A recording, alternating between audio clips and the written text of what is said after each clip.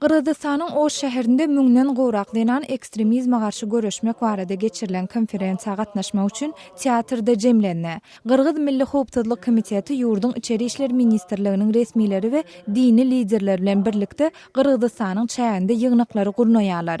Resmiler denanlara radikallaşan we Siriýadaky söwüşçüleriň hataryna söwüşip gelen adamlar bilen geçirilen söhbetdeşlikleriň video ýazgysyny görkezýärler. Qırğız häkimetläriniň berýän maglumatyna görä soňky 10 ýylyň dowamında ekstremizme goşulan adamlaryň sany öňküsinden 25 götürüm artypdyr. Bu görkezijiniň 8 götürümni denanlar emele etdirýär.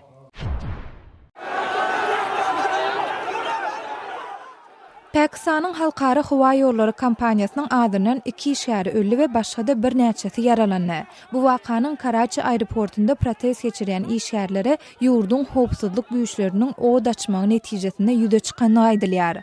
Protestçileriň aýtmagyna görä, howpsuzlyk güýçleri protest geçirýän işgärleri böwütlemäge synanşan mahaly ýarym harby güýçler od açypdyr.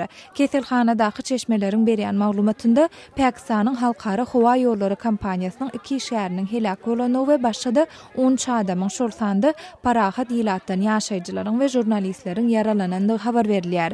Howpsuzlyk güýçleri özleriniň od açmandygyny aýdýarlar. Siz Azatlyk radiosynyň şuň kütädelikler bilen tanış boldyňyz.